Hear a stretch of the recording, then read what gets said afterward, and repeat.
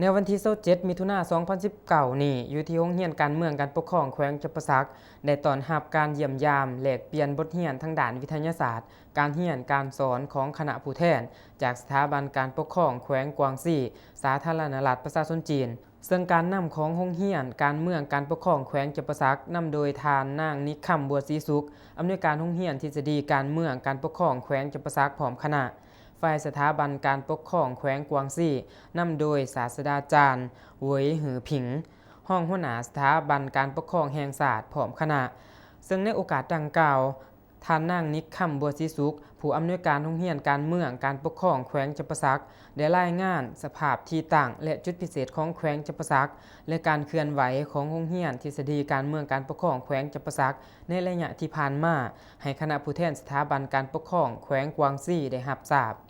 โรงเรียนการเมืองการปกครองแขวงจำปาสักแม่นการจัดตั้งหนึ่งที่นอนในระบบการเมืองของพรรคมีพลบทบาทหน้าที่ต้นตอในการบำรุงก่อสร้างยกระดับทั้งด้านทฤษฎีการเมืองการปกครองให้แก่พนักงานนำผ้าคุ้มครองพนักงานลักแรงและสืบทอดเปลี่ยนแทนในการจัดตั้งของพรรครัฐองค์การจัดตั้งมหาชน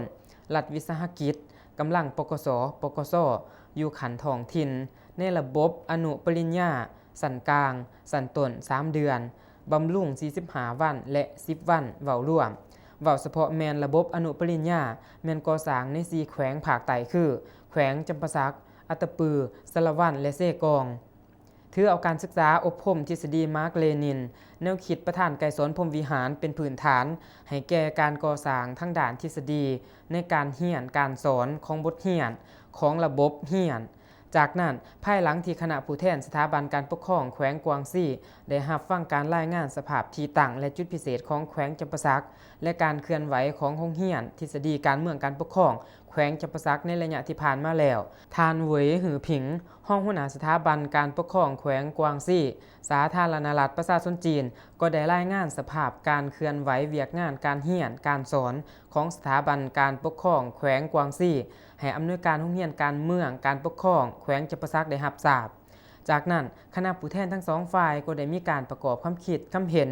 และสนทนากันเพื่อเป็นการถอดถอนแลกเปลี่ยนบทเรียนซึ่งกันและกันและร่วมมือกันเกี่ยวกับการเรียนการสอนร่วมกันทั้งนี้ก็เพื่อเป็นการหัดแหนความสามัคคีมิตรภาพระหว่างโรงเรียนการเมืองการปกครองแขวงจำปาสักกับสถาบันการปกครองแขวงกวางซีสาธารณรัฐประชาชนจีนให้นับมือมั่นคงทะนงแกนขึ้นไปอย่างบ่หยุดยั้ง